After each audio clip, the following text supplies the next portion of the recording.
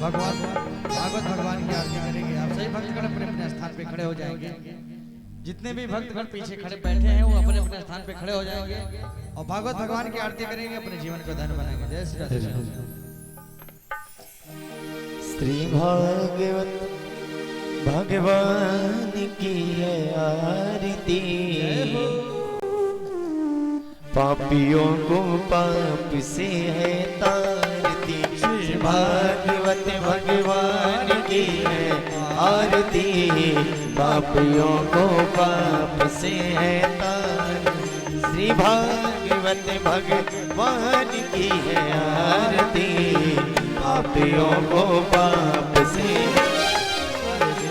भागवत भगवान की है आरती, पापियों को पाप से है आरती। हो पापियों को पाप से, पापियों को पाप से, पापियों को पाप से, पापियों को पाप से। हाँ पापियों को पाप से, पापियों को पाप से, पापियों को पाप से, पापियों को पाप से। हो पापियों को पाप से, पापियों को पाप से। श्री भागवत भगवान की है आरती, पापियों को पाप से तारती। श्री भागवत भगवान की है आरती, पापियों को पाप से है तारती।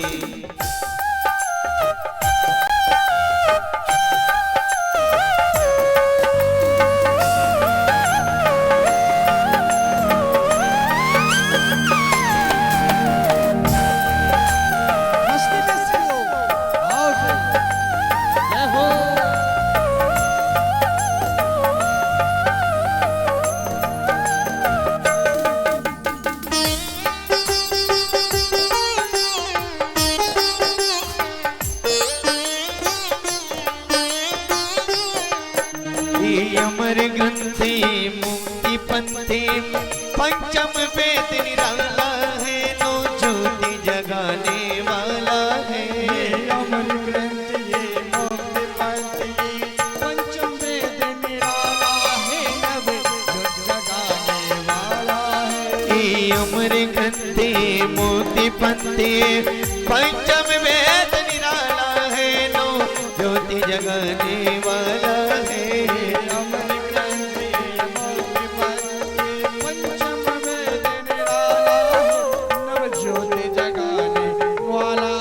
हरि नाम ही हरि ध्यान यही, हरि नाम ही हरि नाम यही, हो हरि नाम ही हरि ध्यान यही, हरि नाम ही हरि नाम यही। यही जग मंगल की है आरती, पापियों को पाप से है तारती।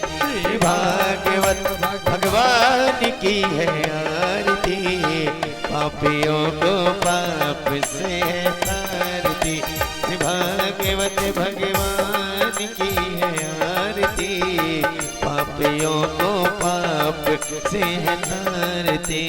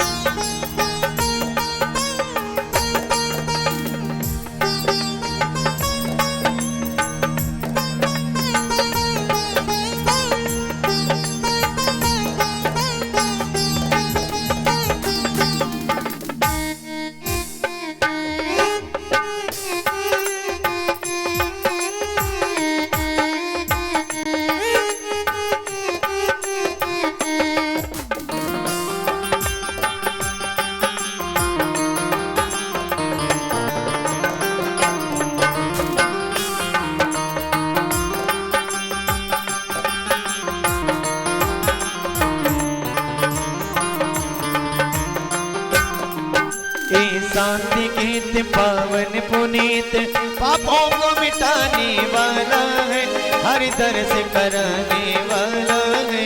शांति गीत पावन पुनीत पापों को मिटाने हो हर दर्श कराने वाला है। शांति गीत पावन पुनीत पापों को मिटाने वाला है, हर दर्श कराने वाला है। शांति गीत पावन पुनीत पापों को मिटाने वाला है, हर दर्श कराने वाला है। सुख करनिया दुख हरनिया, सुख करनिया दुख हरनिया, यह सुख करनिया दुख हरनिया, सुख करनिया दुख हरनिया। श्री मधुसूदन की है आरती, पापियों को पाप से है तारती। श्री भागवत भगवान की है आरती, पापियों को पाप से है तारती।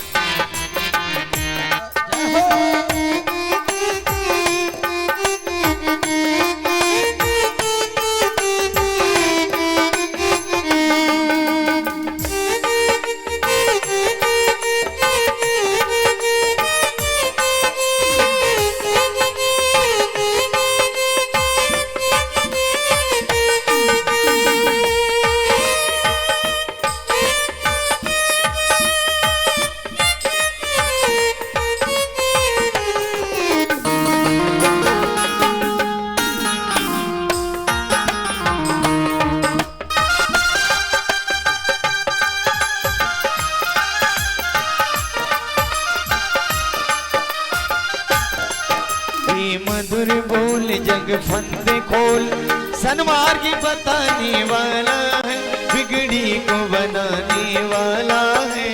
मधुर बोल जग फंदे खोल, सन्मार्ग बताने वाला है, बिगड़ी को बनाने वाला है। मधुर बोल जग फंदे खोल, सन्मार्ग बताने वाला है, बिगड़ी को बनाने वाला है।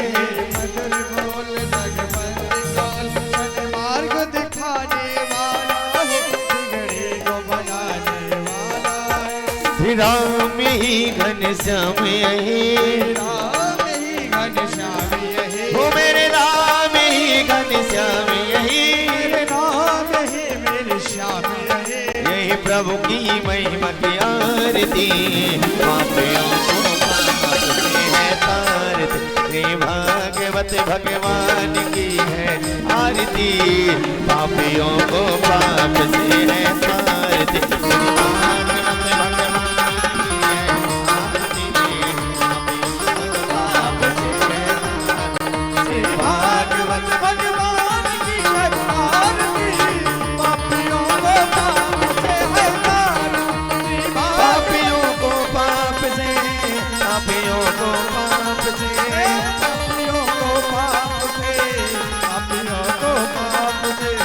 पापियों को पाप से, पापियों को पाप से, पापियों को पाप से। श्री भागवत भगवान की है आरती, पापियों को पाप से। भागवत भगवान की पापियों को पाप से। श्री भागवत भगवान की आरती,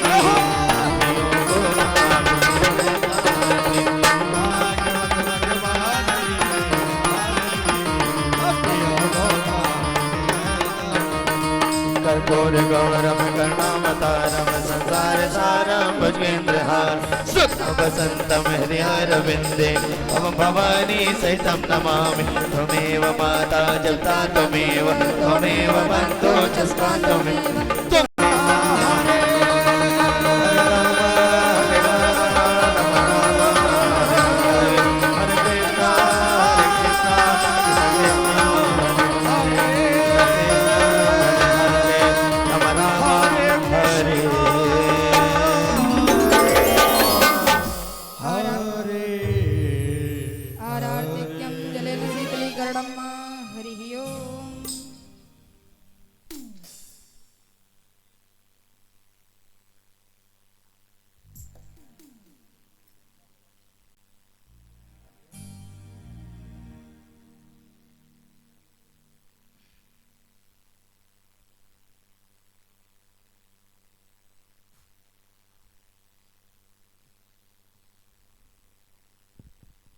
राधे।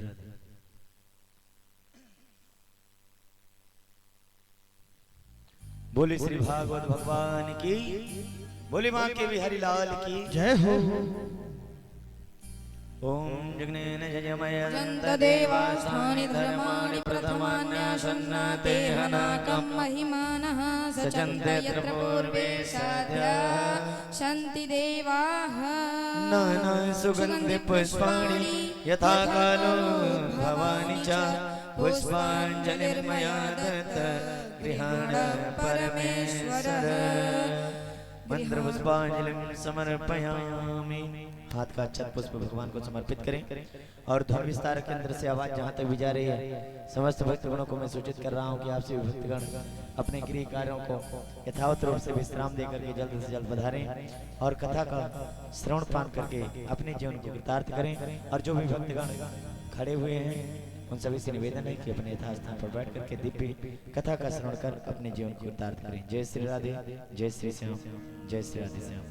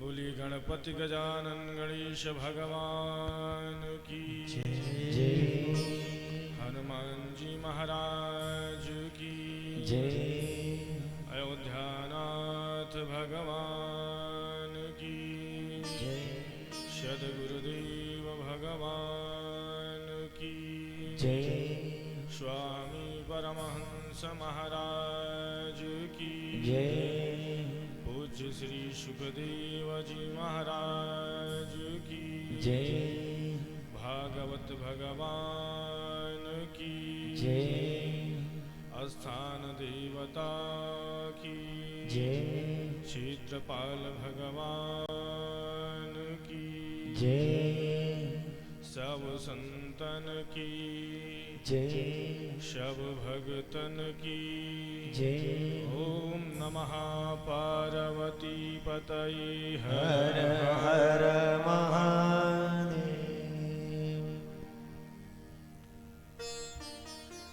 हरि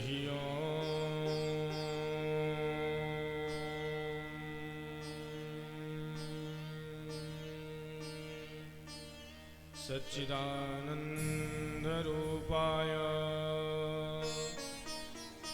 विश्वोत्पत्त्यादिहेतवे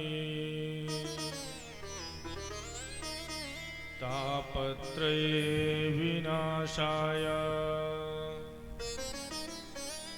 श्रीकृष्णाय वयं नमः।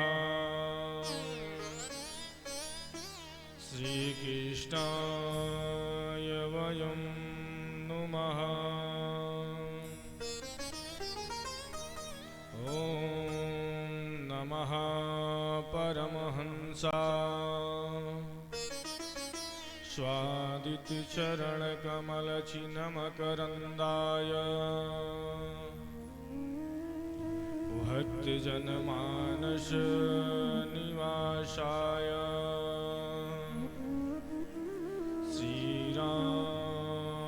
श्रीरामचन्द्राय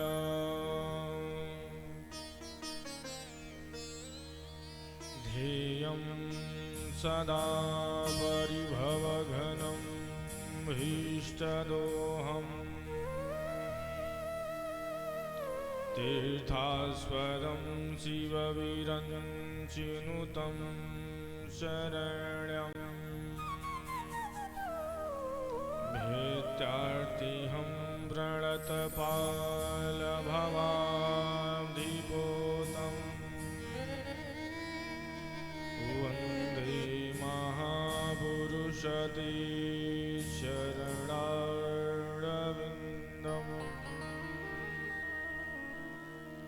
वंशी विभूषितकरान्नवनीरुदाभा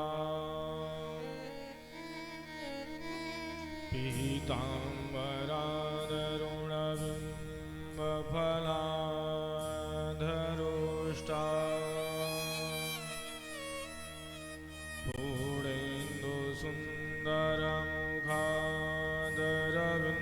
पूर्णेन्दुसुन्दरमुखादरविन्द्रनेत्रा इष्टात् परम किमपि तत्त्वमहं न जाने नारायणं नमस्कृत्यं नरं चैव नरोत्तमं देवीं सरस्वतीं व्यासं ततो जयमुदीरयेत् अज्ञानतिमिरान्धस्य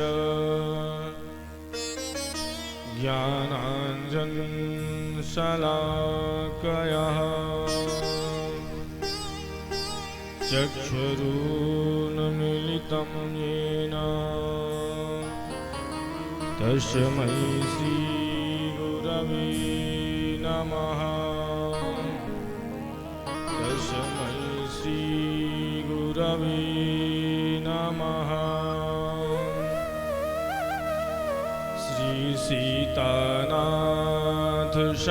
श्रीसीतानाथसमारम्भा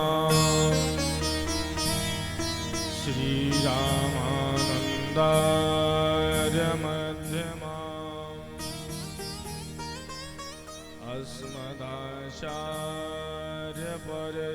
अस्मदाचार्यपर्यन्ताम् वन्दे श्रीगुरुपरम्पराम्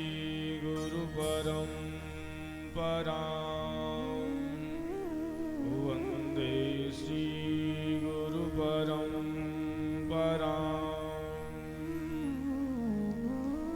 गौराङ्गं रसमयं नित्यं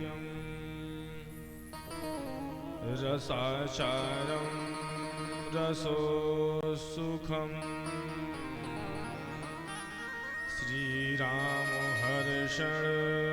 श्रीरामहर्षदेवाख्यं सद्गुरुं परमाम्यहम् सद्गुरुं प्रणमाम्यहम्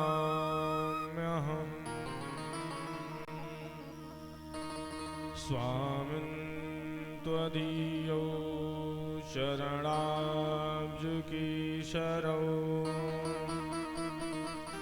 सुशोभितौ रत्ननखावलैकुले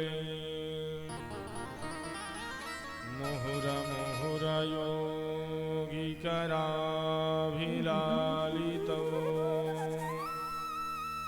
पुनः पुनः काञ्जति मन्मधुव्रता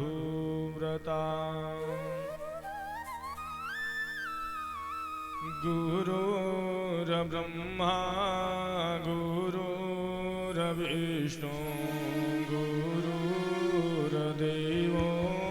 महेश्वरा गुरुर्साक्षात् परब्रह्म तस्मै श्री गुरुवे नमः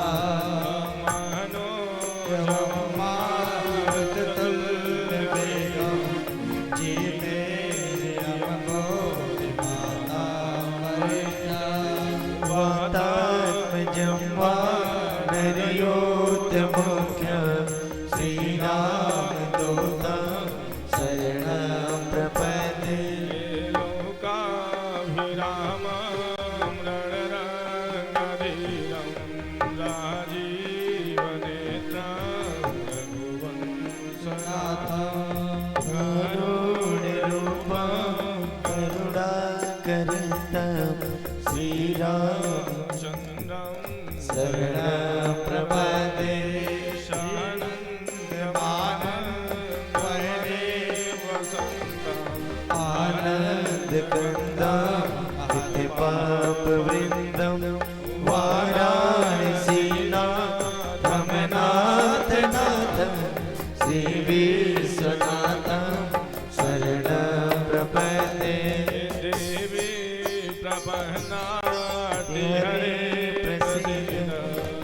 प्रसिद्ध बाबर जगतों की से प्रसिद्ध विश्वेश्वर पाई विश्व स्वामी शरीरे चराचर से श्री राम जय राम जय राम श्री राम जय राम जय जय राम श्री राम जय राम जय जय राम श्री राम जय राम जय जय राम श्री राम जय राम जय जय राम श्री राम जय राम जय जय राम श्री राम जय राम जय जय राम श्री राम जय राम जय जय राम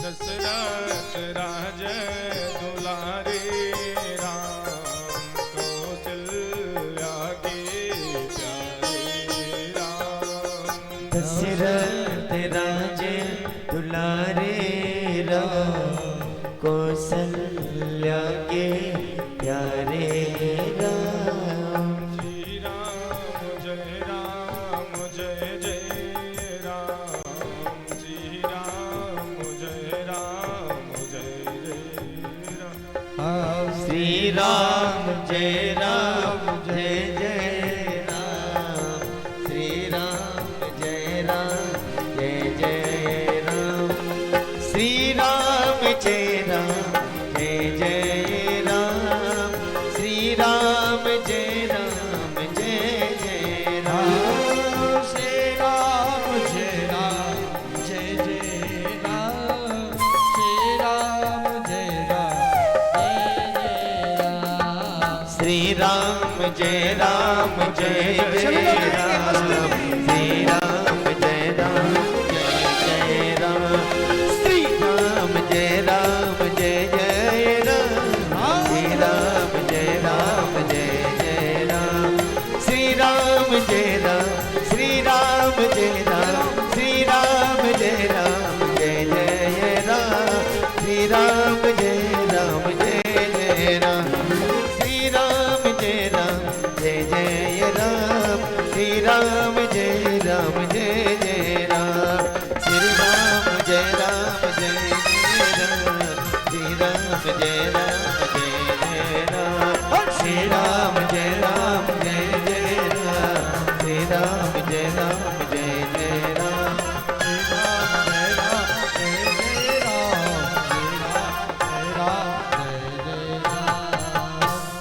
बोली भागवत भगवान की जय हो। हनुमान जी महाराज की जय हो। अयोध्यानाथ भगवान की जय श्री सुखदेव जी महाराज हो जी की जय हो। जय जय श्री राधा रमण जय जय नवल किशोर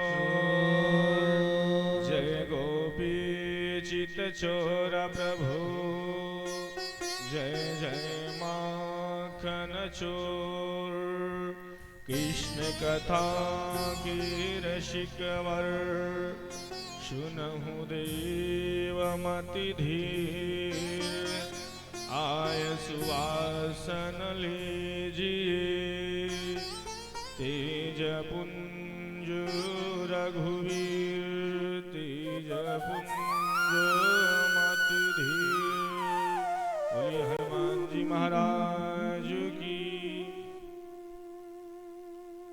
परम मंगलमय अकारण करुणा वरुणालय भक्त वांछा कल्पतरु पारब्रह्म परात्पर अखिलेश्वर करुणा वरुणालय भक्त वांछा कल्पतरु भगवान श्री कृष्णचंद्र महाराज उनका ही वांग्मय साक्षात स्वरूप श्रीमद् भागवत महापुराण आप सभी निमंजन करने वाले परम सौभाग्यशाली श्रोता बंधु, उपस्थित धर्मानुरागी महानुभाव और इस यज्ञ के आयोजक परिचित स्वरूप हमारे पिता तुल्य श्री रामेश्वर नाथ सिंह जी, धर्मपत्नी श्री उर्मिला देवी जी और इस यज्ञ की संपूर्ण व्यवस्थापक आयोजक हमारे बड़े भैया श्री सोनू सिंह जी और इनके बड़े भाई साहब श्री बद्री विशाल सिंह जी, उपस्थित भक्ति स्वरूपा हमारी माताएं, बहनें, बालक वृंद, आप सभी कथा में उपस्थित हुए। आज आपकी नगर, आपकी ग्राम सभा नरेंद्राभादा में भगवान नंद नंदन यशोदानंद वर्धन आनंद कंद श्री कृष्णचंद्र महाराज की पावन मंगलमयी कथा का आज द्वितीय दिवस। आप सभी निमंजन करने वाले परम सौभाग्यशाली श्रोता बंधु और इस ध्वनि विस्तारक यंत्र के माध्यम से जहां तक हमारी आवाज जा रही है, आप सभी भक्तगण अपने यथा कार्य को विराम देते हुए शीघ्रातिशीघ्र कथा पांडाल में पहुंचकर भगवान गोविंद की पावन मंगलमय कथा श्रवण करके अपने जीवन को कृतार्थ करें। और यहां पर उपस्थित सभी धन्यवादियों का सादर अभिनंदन, स्वागत। कल की कथा आप लोगों ने महात्मा की कथा श्रवण कर रहे थे।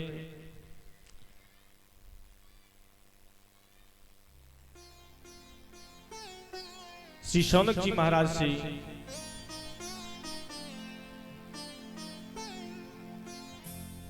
अट्ठासी हजार ईश्वरों को अपने साथ लेकर सूत जी महाराज से प्रश्न कर रहे हैं।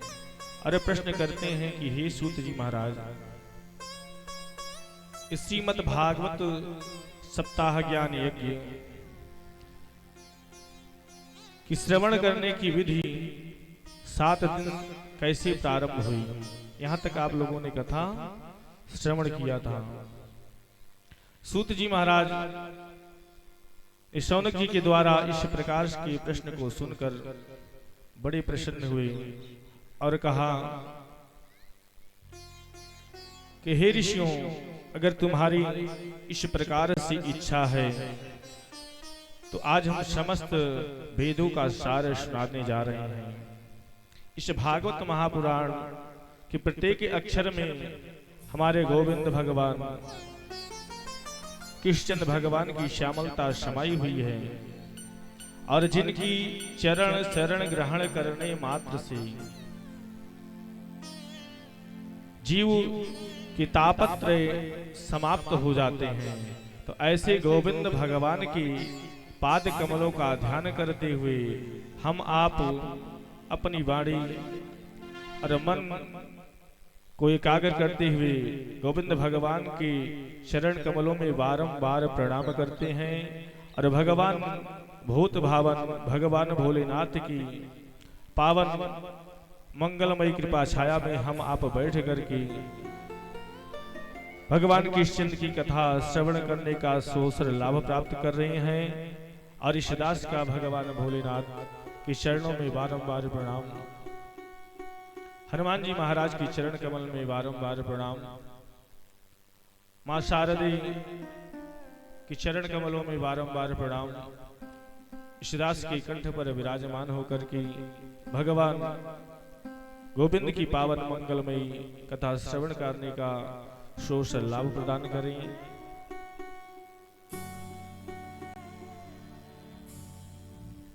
ऐसे गोविंद भगवान की पावन मंगलमयी कथा हम आप श्रवण करने रहे हैं, जिनकी कथा श्रवण करने मात्र से कल आप लोगों को मैंने भागवत महात्म्य की प्रथम श्लोक का अर्थ बताया था।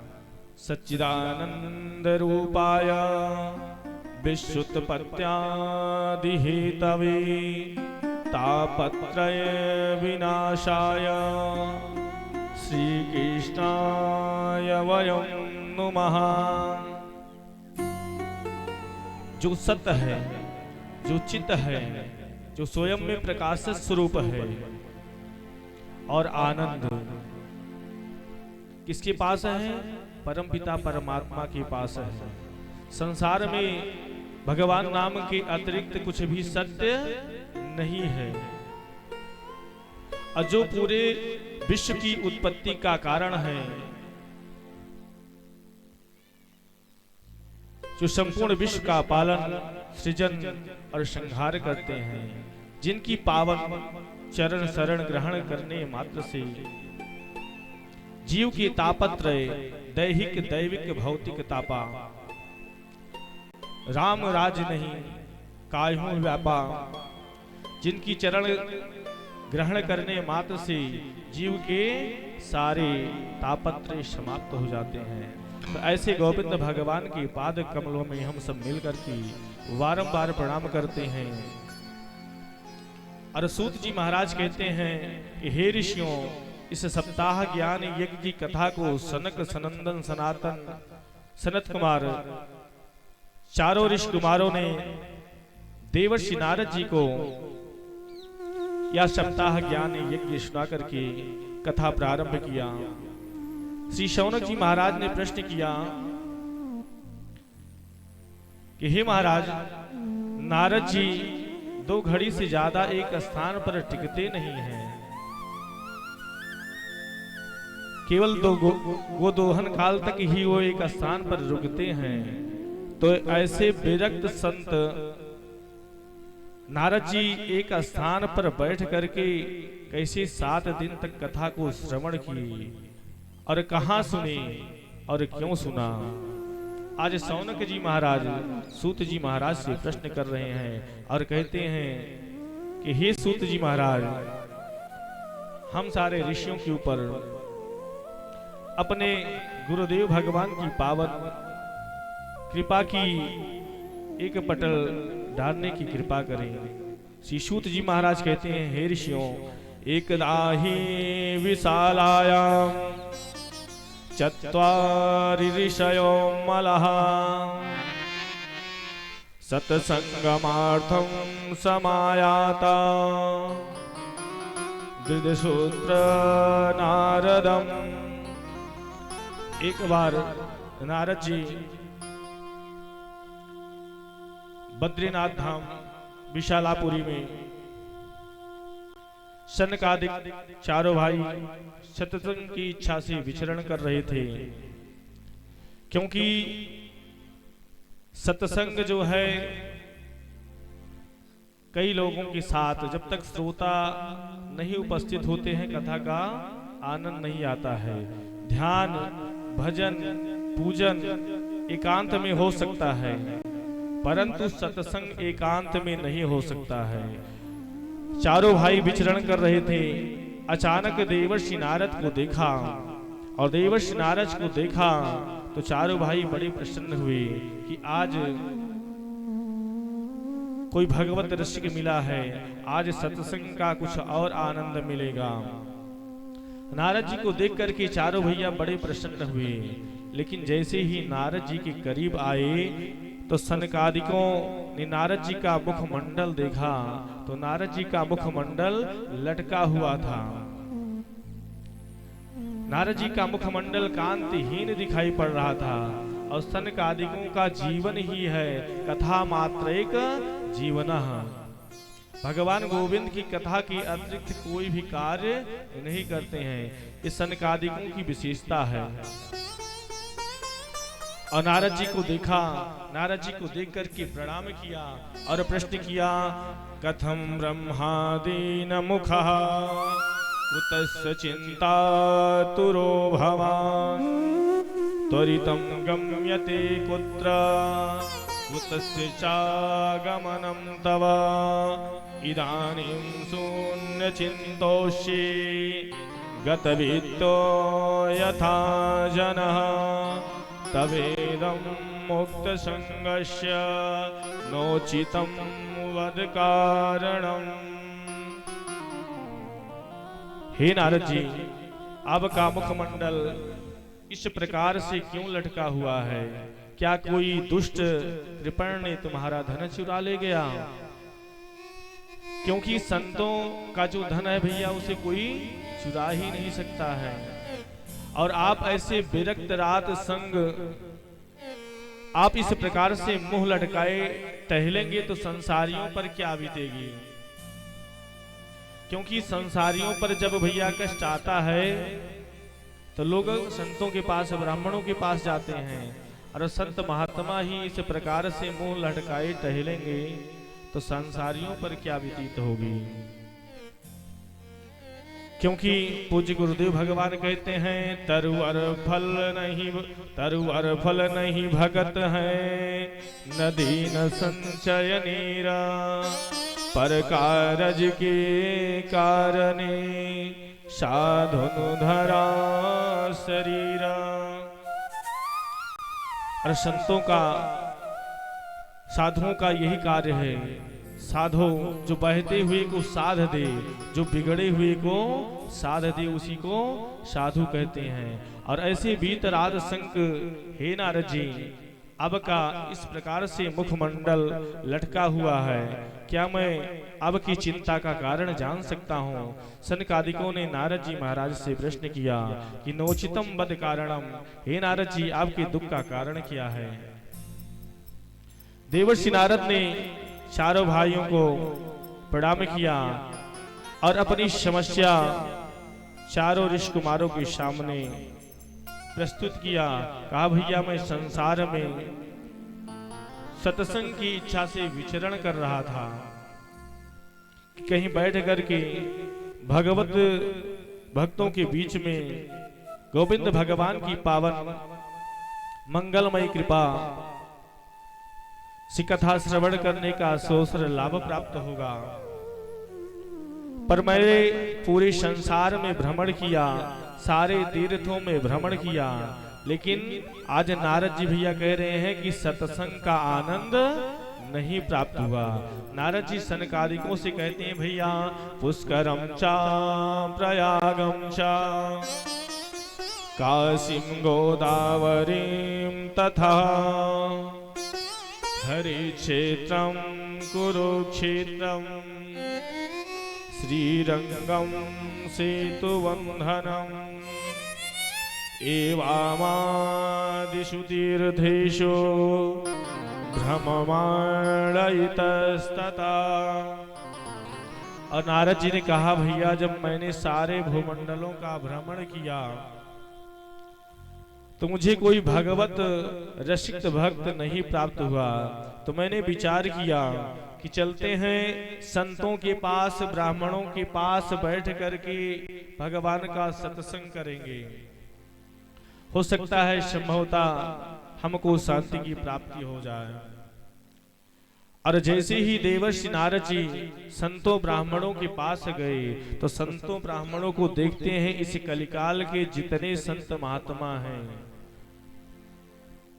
श्री सूत जी महाराज कहते हैं कि पाखंड निरतः संतः, पहले के संत महात्मा मेरे प्यारे बंधु जितना विरक्त होता था, संसारिक जीवन से जितना विरक्त होता था उतनी उसकी महानता गाई जाती थी।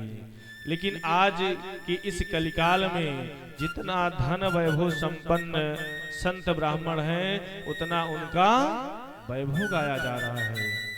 अब नारद जी अयोध्या, मथुरा, काशी अनेक तीर्थ क्षेत्रों में गए और जितने भी संत महात्मा हैं सब पाखंड निरता संता हैं, केवल उनकी परिभाषाएं बदल दी गई हैं।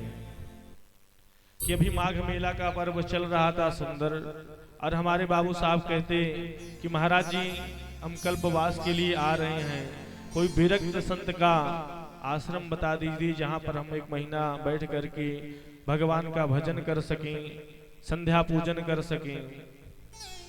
तो हमारे तिवारी जी ने बताया कि महाराज जी आप प्रयागराज में पहुंच करके झूसी चले आइए।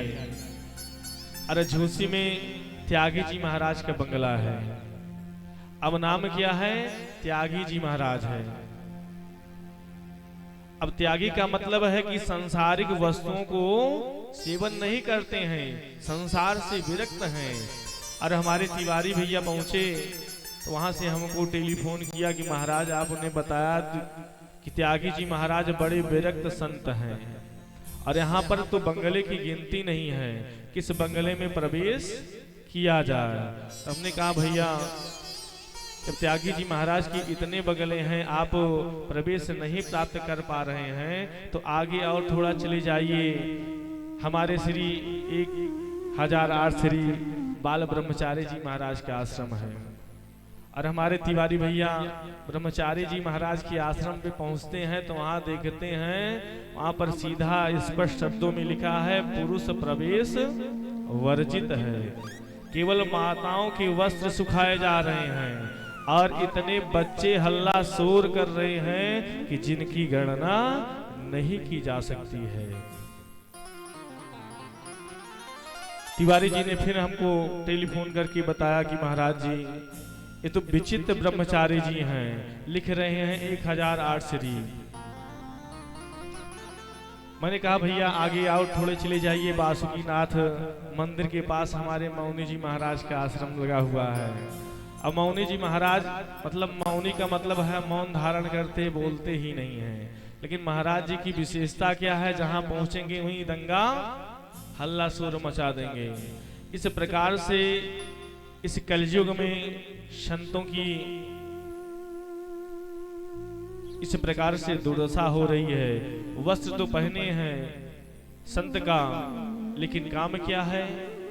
नारद जी ने देखा, नारद जी ने विचार किया कि हम इस भूमंडल पर आए थे शांति के लिए और यहाँ पर क्रांति मची हुई है कि जो भी संत महात्मा है, गुरु है तो चेला पाल रखे हैं, तो चेला इस ताक में लगा है कि कब मौका पाए गुरु का पत्ता साफ कर दें, गद्दी हम हथिया लें।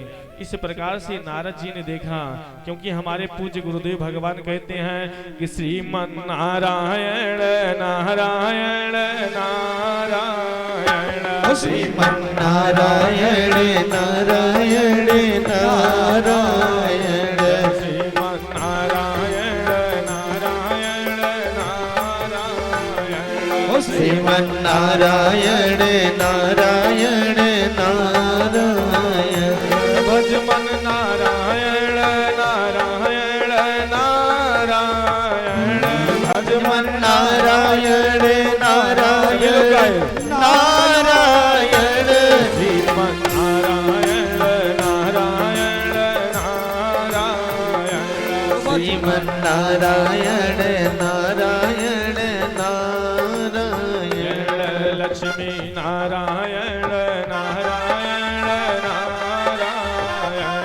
लक्ष्मी नारायण नारायण नारायण, केशव नारायण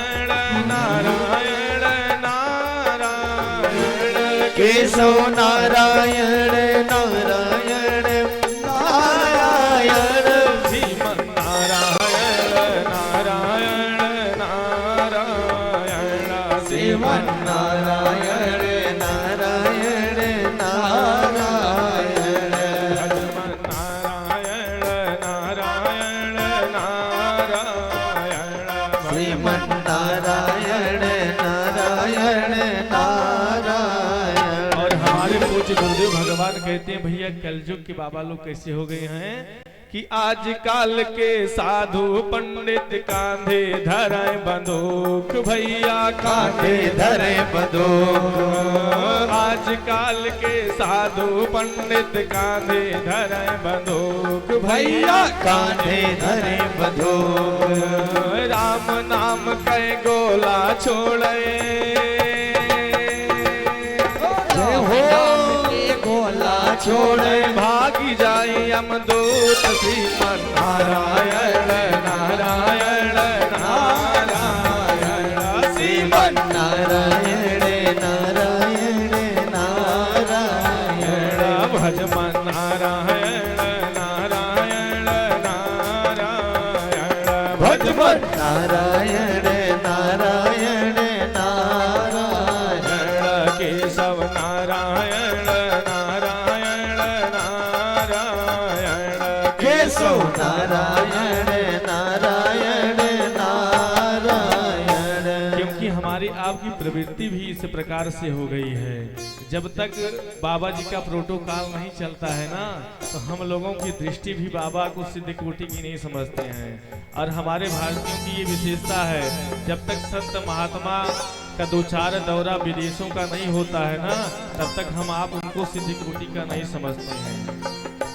और पूज्य गुरुदेव भगवान आगे कहते हैं कि संसारियों की क्या दशा हो गई है, कि जैसे हमारे सोनू भैया सिंह के यहाँ आज कथा का द्वितीय दिवस है, और इस कथा के द्वितीय दिवस में हम देख रहे हैं कि इतनी बड़ी ग्राम सभा है, और इतनी बड़ी ग्राम सभा में इतनी कम संख्या में लोग यहाँ पर उपस्थित हो रहे हैं, तो उनके लिए कहना क्या है कि बड़े घरे के लड़का लड़की कथा सुनई नहीं आवे।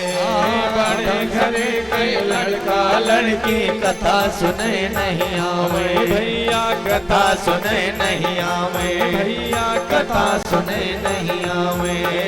वही पाप से कुकुर हो गए।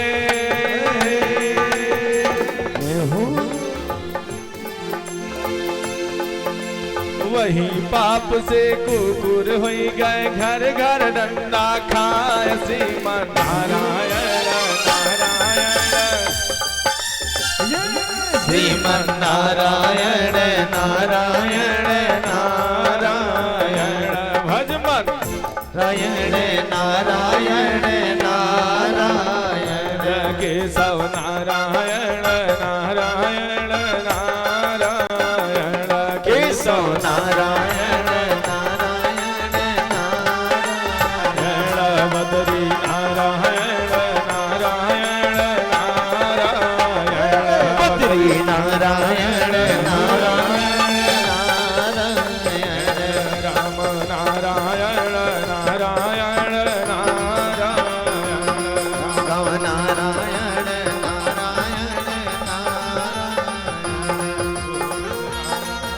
नारायण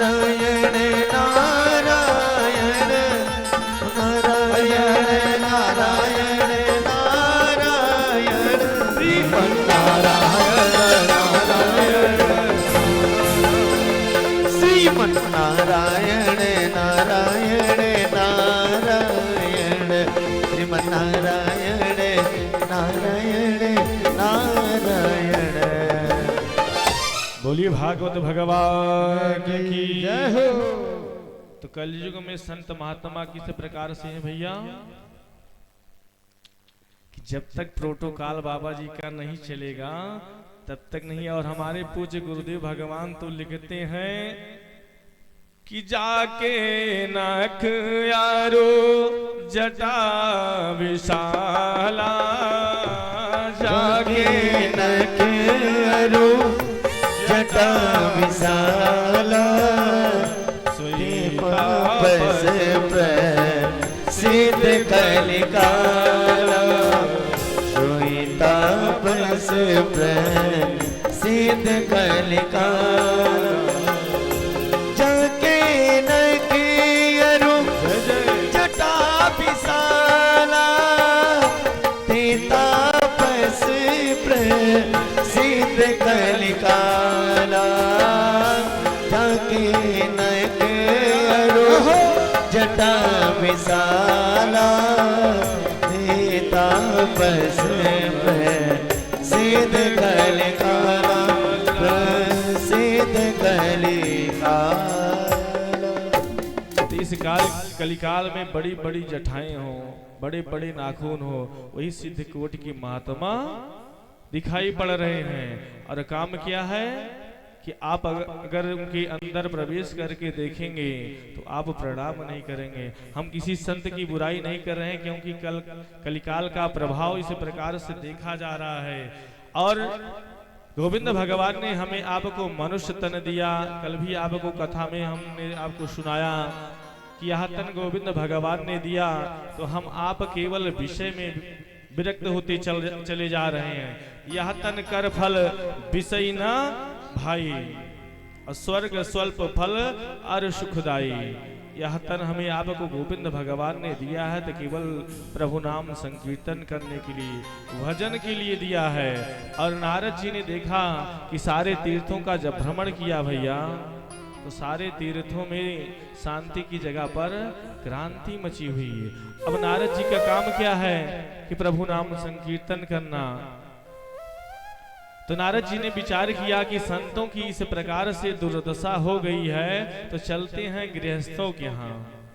कथा भैया बहुत ध्यान पूर्वक से सुनिएगा, क्योंकि महात्मा की कथा है, और महात्मा की कथा आप अच्छे से अगर श्रवण करेंगे तो निश्चित ही संपूर्ण कथा का फल आपको प्राप्त होगा। तो नारद जी ने विचार किया कि संतों की यह दुर्दशा है, तो चलते हैं गृहस्थों के यहाँ, घर परिवार वालों के यहाँ चल करके भगवान नाम संकीर्तन करते हैं। और पूज्य गुरुदेव भगवान श्री सूत जी महाराज कहते हैं कि हे ऋषियों की तरुणी प्रभुतागे श्याल को बुद्धिदायक कन्या विक्रीणो लोभा दंपति नाम चकल कनमा। और नारद जी ने देखा गृहस्थों के यहाँ कि भैया माता पिता की सेवा कब तक होती है जानते हैं? माई बाबू की सेवा कब तक होती है बताएगा कोई? माता जी के लिए एक बार ताली बजा दीजिए, क्योंकि हमारे आपके ऊपर सबके ऊपर व्यतीत होने वाला है। और हम नहीं कह रहे हैं, साक्षात भागवत कह रही है, पूज्य गुरुदेव भगवान कह रहे हैं कि तरुणी प्रभुता गे हे श्याल को बुद्धिदायक। कि माई बाबू की सेवा जब तक बेटा बहू करता है, जब तक तिजोरी आलमारी की चाबी बेटे बहू को नहीं प्राप्त हुई है। जिस दिन से बेटा और बहू को सर्वाधिकार प्राप्त हुआ, उस दिन से माई बाबू की खटिया घर के बाहर बरामदे में। और कदाचित अगर खेत होते भैया ना, तो टिब्बिल उब्बिल बोरिंग करवाए हैं, मोटर वोटर लगवाए हैं, समरसेबुल लगवाए हैं, तो बहू रानी कहेंगे कि बाबूजी मोटरवा कोई खोल ले जाएगा। और पति पत्नी को, माता पिता को टिब्बिल रखाने के लिए भेज देते हैं। और कदाचित अगर 4 भाई हैं, तो 4 भाइयों में से बड़े भाई के साथ अगर माता पिता 2-4 महीना रह लेते हैं ना, तो बड़ा भाई कहता है कि पिताजी क्या हम जिंदगी भर का ठेका ले रखे हैं? हम 4 भाई हैं, बंटवारा बराबर का हुआ है, तो 4 महीना आपने हमारे साथ रहा, 4 महीना आप मेरे छोटे भाई के पास चले जाइए। इस प्रकार से मनुष्यों की प्रवृत्तियां होती चली जा रही हैं कि तरुणी प्रभुता गे हे श्याल को बुद्धिदायक कहा। और आगे पूज्य गुरुदेव भगवान कहते हैं कन्या विकीर्णो हो लोभा दंपति नाम चकल कनम। मनुष्यों की लोभ की पराकाष्ठा इस प्रकार से बढ़ जाएगी कि बेटा और बेटी का क्रय और विक्रय होगा। रिश्ते नहीं होंगे, अपितु सौदे होंगे। हमारे आपके घर में सबके घर बेटा बेटी है ना, कोई बता दे कि हम अपने बेटा बेटी का क्रय विक्रय नहीं कर रहे हैं, सौदेबाजी नहीं कर रहे हैं। अभी आप अपनी बिटिया का विवाह करने जाइए, हमारे बाबू साहब के घर आएंगे, तिवारी जी साथ में लेकर आए, तिवारी जी बता देंगे बाबू साहब 1 लाख रुपए तिलक मिलने वाली है। और इधर हमारे दुबे जी भी दूसरे शादी वाले को लेकर आएंगे तो 2 लाख रुपया लगा देंगे। तीसरे हमारे मिश्रा जी आ जाएंगे, 5 लाख रुपया सीधा डिमांड करवा देंगे। तो जहां पर सौदा पट जाएगा वही रिश्ता हो जाएगा। इस प्रकार से कलयुग का प्रभाव बढ़ता चला जा रहा है। रिश्ते नहीं अपितु सौदे होते चले जा रहे हैं। देखिए विवाह की बेला में समधि होते थे ना, समधि का अर्थ यह होता है कि हमारे आपके विचार समान हो, उसको समधि कहते हैं। और आजकल हो क्या रहा है कि जहां भैया सौदा पट जाए वही समधि बन जा रहे हैं। तो आए दिन देखने में आ रहा है कि 6 महीने साल 2 साल के अंदर रिश्ता टूटने के कगार पर पहुंच जा रहा है। उसका कारण क्या है? उसका कारण यही है कि सौदेबाजी हुई है। और ब्राह्मण क्षत्रिय परिवार की इस प्रकार से दशा देखने को मिल रही है कि हम अपने सनातन सभ्यता को छोड़ते हुए चले जा रहे हैं।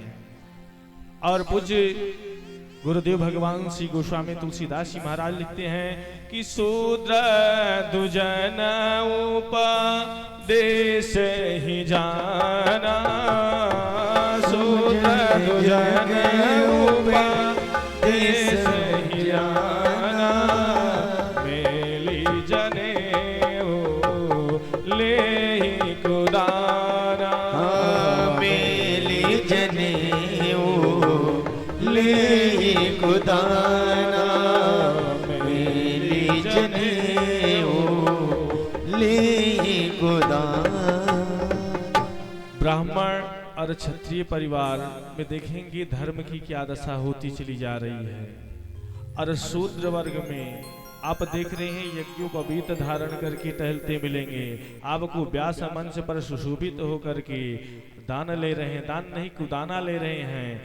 और नारद जी ने जब इस प्रकार से इस भूमंडल पे देखा तो नारद जी का चित्त एकदम अशांत हो गया। विचार करने लगे कि हम तो यहाँ पर सत्संग के लिए आ रहे थे और यहाँ पर क्रांति मची हुई है। और आगे पूज्य गुरुदेव भगवान कहते हैं कि सब नर काम लोभ रत क्रोधी, सब नर काम लोभ रत क्रोधी, देव पशुति संत विरोधी, देव पशुति संत विरोधी। हर मनुष्यों की प्रवृत्ति क्या है कि काम वासना में, क्रोध में, लोभ में कितना पाएं कितना रख लें। पहले हमारे आपके घर परिवार में हमारे आपके पूर्वज होते थे तो दूषित धन से परहेज करते थे ना, कि चोरी किया हुआ धन है, इसको हम अपने घर नहीं ले जाएंगे, ये दूषित धन है, दूषित अनाज है, कि क्यों इसको लेकर जाएंगे तो हमारे परिवार की बुद्धि खराब हो जाएगी। और आज हम आप कर क्या रहे हैं कि जितना दूसरे का पाएं, अपने पड़ोसी की जितनी जमीन हो सब कब्जा करते चले जाएं, दूसरे का जितना धन हो सब हड़पते चले जाएं। इस प्रकार से हमारी आपकी प्रवृत्तियां होती चली जा रही हैं। और आगे पूज्य गुरुदेव भगवान लिखते हैं कि गुण मंदिरा सुंदरपति त्यागी, गुण मंदिरा सुंदरपति त्यागी, भजहि नारी पर पुरुष अभागी, भजहि नारी पर पुरुष अभागी, भजहि नारी पर पुरुष अभागी। जिनको गुण की मंदिर कहा जाता है, गृहिणी कहा जाता है, इस कलिकाल में माताओं की यह दशा हो जाएगी कि अपने पति परमेश्वर को त्याग करके दूसरे पराये पुरुषों का स्पर्श करने लगेंगी, क्योंकि इस प्रकार से कलिकाल का प्रभाव बढ़ जाएगा। और पुरुषों की क्या दशा हो जाएगी? भजहि नार पर पुरुष अभागी। अपनी पत्नी कितनी भी गुणवान हो, शीलवान हो, सुशील हो, सुनीति हो, सुंदर शास्त्र का अनुसरण करती हो, लेकिन कुबुद्धि के चक्कर में पड़ करके, सुरुचि के चक्कर में पड़ करके पुरुषों की यह दशा हो जा रही है कि अपनी देवी स्वरूपा पत्नियों का परित्याग करके पराई स्त्री का स्पर्श कर रहे हैं।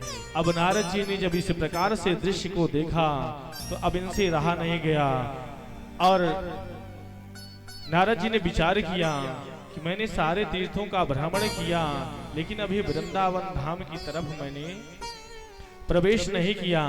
चलकर देखते हैं वृंदावन धाम में क्या दशा है। और वृंदावन धाम में जब नारद जी पहुंचते हैं तो वहां एक बहुत बड़ा आश्चर्य देखते हैं। क्या देखते हैं? एवं पश्यन् कलेरदोषान् पर्यटन वनीमहं यामुनं तटमापन्नो यत्र लीला हरेरभूत।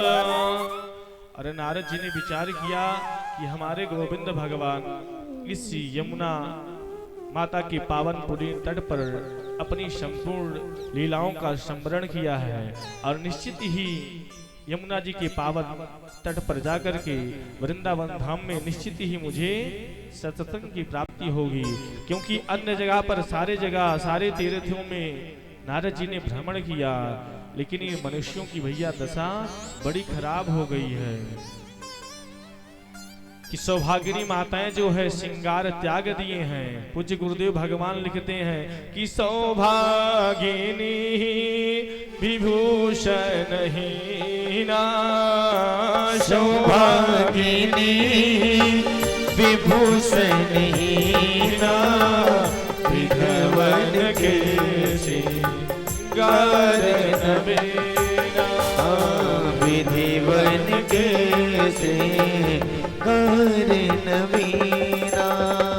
और सौभाग्यवती जो स्त्रियां हैं, हमारी माताएं हैं, वो अपने 16 श्रृंगार का परित्याग कर दिए हैं। अब कारण क्या है श्रृंगार का परित्याग करने का? अब माथ में अगर सिंदूर लगा रहेगा भैया तो लाइसेंस की मोहर लगेगी। तो जो आप बाजार में रास्ते पे टहल रहे हैं, आपको जो लिफ्ट मिल रही है वो नहीं मिलने वाली है, क्योंकि लाइसेंस की मोहर लग जाती है। इसलिए माताओं ने माथे की बिंदिया हटा दिया। उसका भी कारण पुरुष वर्ग है। जब हमारे पुरुष वर्गों ने मस्तक पर चंदन लगाना छोड़ दिया तो क्या माताएं हमारी पीछे रहेंगी? जब पुरुषों ने मस्तक पर चंदन लगाना छोड़ दिया तो माताओं ने मस्तक से बिंदिया लगाना छोड़ दिया। पुरुषों ने जब यज्ञोपवीत, अब यज्ञोपवीत संस्कार कितनी महिमा है, लेकिन केवल नाम मात्र का यज्ञोपवीत संस्कार हो गया है कि पंडित जी आते हैं विवाह की बेला में यज्ञोपवीत संस्कार करवा देते हैं, और विवाह संपन्न हुआ तो यज्ञोपवीत को निकाल करके हैंगर पर टांग देते हैं। तो माताएं क्या पीछे रहेंगी? और भी अपना मंगासूर निकाल करके हैंगर पे टांग दिया।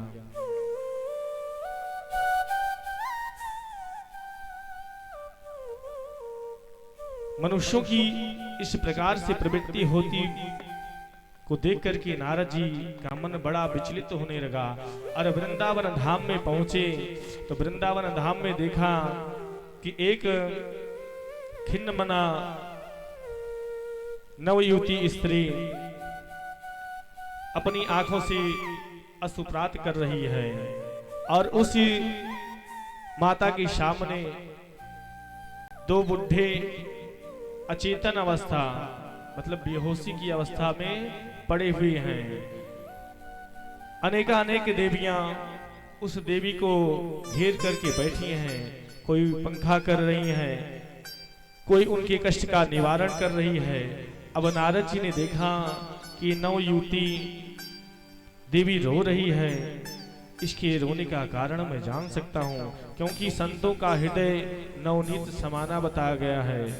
नारद जी ने विचार किया कि चलते हैं, इस देवी का दुख दूर करते हैं, और चलने का प्रयास किया तो नारद जी ने विचार किया कि यहाँ पर अनेकानेक माताओं का समूह है, कोई भी पुरुष वर्ग दिखाई नहीं पड़ रहा है, और कहीं हम बाबा बैरागी इन माताओं की समूह में प्रवेश करेंगे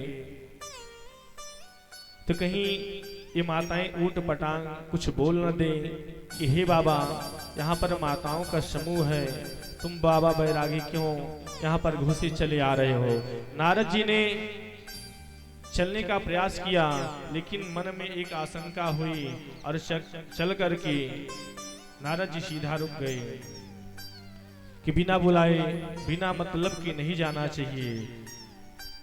और जैसे ही नारद जी वहां से चलने का प्रयास किए, उस देवी ने नारद जी की स्वरूप को देखा और नारद जी को आवाज लगाई कि भो भो साधो क्षणम तिष्ठम मश्चिन्तामपि नाशय दर्शनम तव लोकस्य सर्वथा घरम परम। ये महाराज जी, आप कहां भागे चले जा रहे हैं?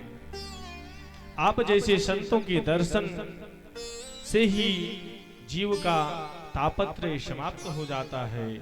और आज भक्ति महारानी नारद जी का बड़ा सुंदर गुणानुवाद कर रही हैं। भक्ति महारानी कहती हैं, महाराज आज हमारे अनेकानेक जन्मों की भाग्य पूर्ण का उदय हुआ है, जो आपका दर्शन प्राप्त हुआ है।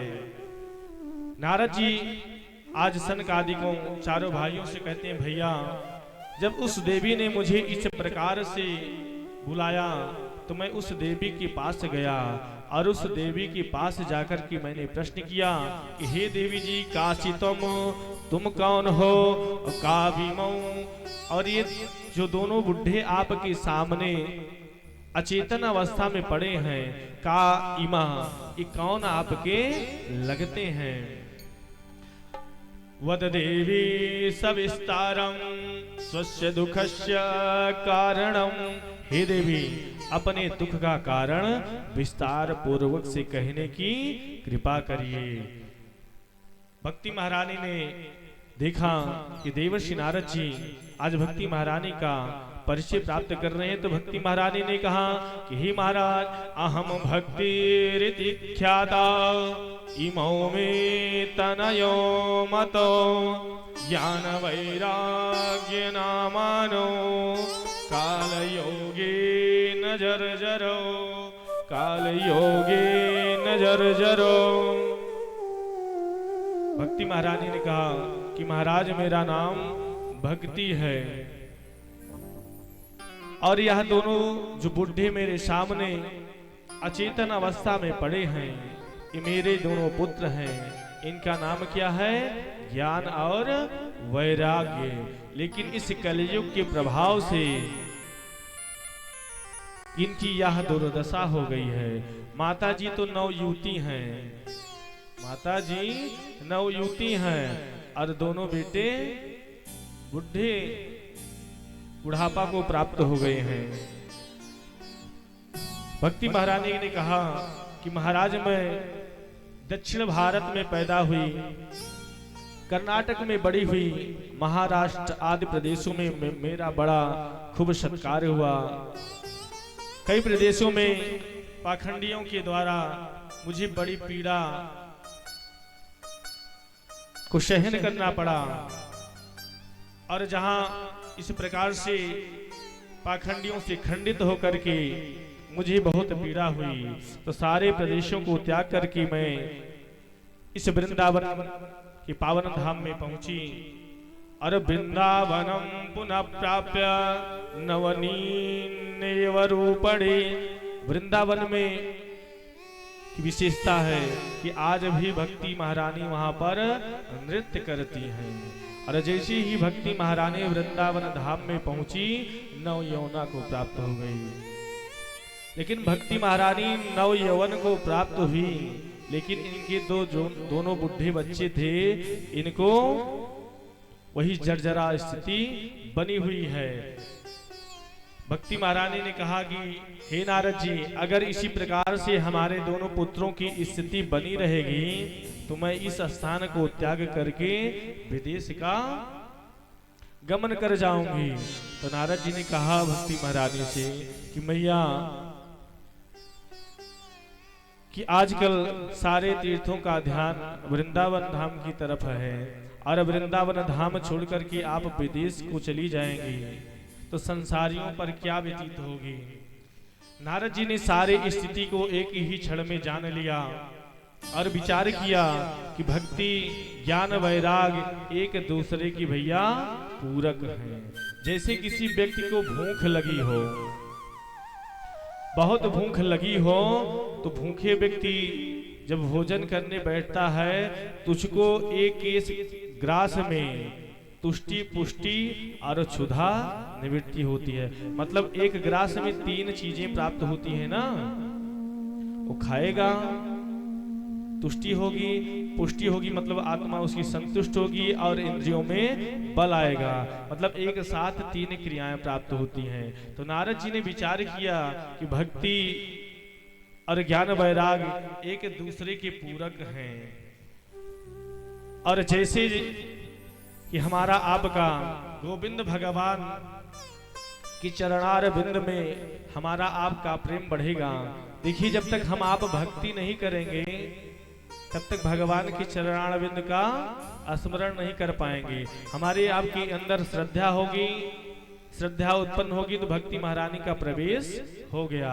और जब पूजन करेंगे, आप कथा श्रवण करेंगे तो आपको भगवान के बारे में जानकारी प्राप्त होगी, ज्ञान की प्राप्ति होगी ना। जैसे माताओं का जीवन पुत्र के बिना अधूरा होता है, जिन माताओं को संतान की प्राप्ति नहीं होती है उनको हम आप क्या कहते हैं, बांझ कहते हैं ना। गांव नगर में कोई लोग उनका मुख देखना नहीं चाहते हैं। उसी प्रकार से हमारे आपके समाज में इस प्रकार से माताओं की दुर्दशा है। उसी प्रकार से भक्ति महारानी का भी यह स्वरूप है। जब तक हमारे आपके भीतर ज्ञान वैराग की पुष्टि नहीं होगी तब तक भक्ति महारानी की तुष्टि नहीं होने वाली है। क्योंकि बाबा ने लिखा कि मरमे सजन कुमते कुदारे, मरमे सजन कुमते कुदारे, ज्ञान विराग नयन उर्गारे, ज्ञान विराग नयन उर्गारे, ज्ञान विराग नयन उर्गार, नयन उर्गार, नयन उर्गार। हम आप अपने बाहरी नेत्रों से देखते हैं ना, हमारे आप के हृदय के भीतर भी 2 नेत्र हैं, ज्ञान और वैराग रूपी 2 नेत्र हैं। और जब तक हम आप हमारे आप के हृदय में ज्ञान वैराग रूपी दोनों नेत्र जब तक जागृत नहीं होंगे तब तक गोविंद भगवान की प्राप्ति नहीं होने वाली है। और जैसे जैसे गोविंद भगवान के चरण कमलों में हमारी आपकी प्रीत बढ़ेगी, तैसे गोविंद भगवान की स्वरूप का बोध होता चला जाएगा। और भगवान के स्वरूप का जब ज्ञान होगा तैसे ही हमारी आपकी संसार से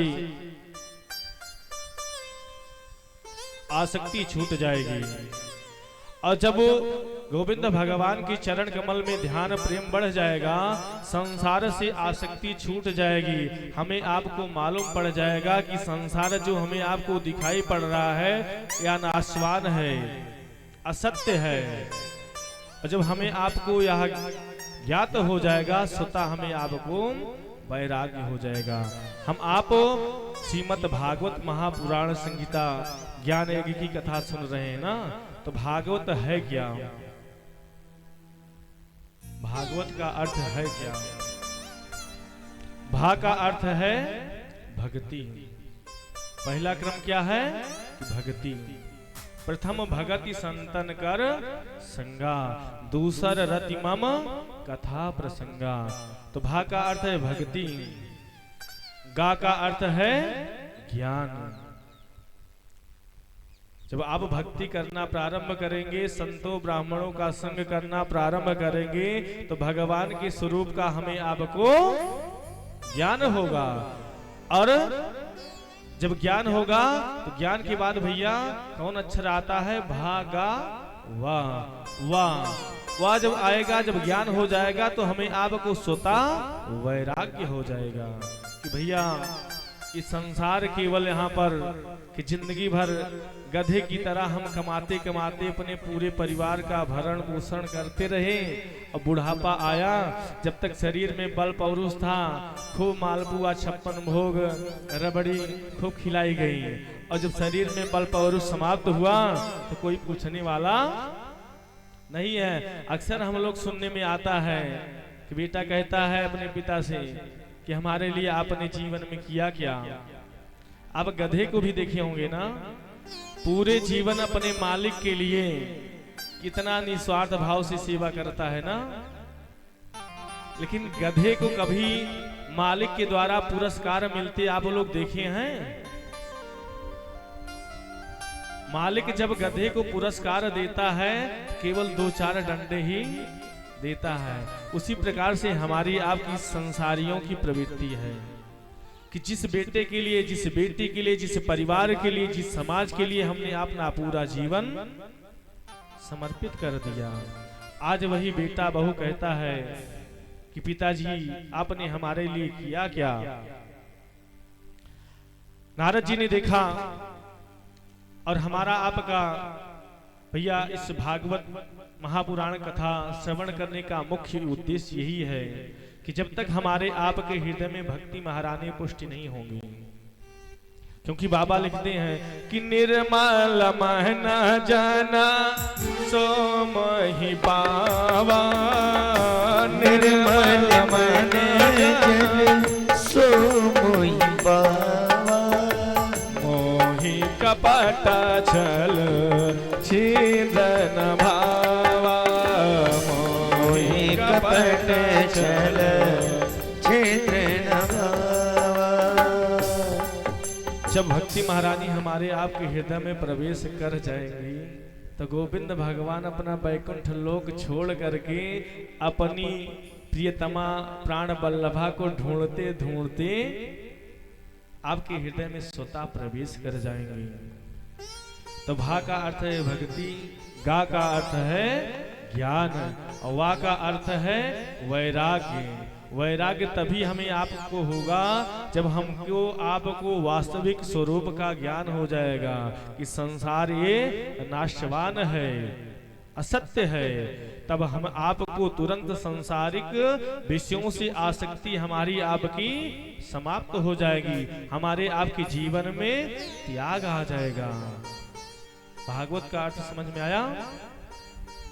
ये 4 चीजें कहीं अलग नहीं हैं, ये हमारे गोविंद भगवान का ही स्वरूप है।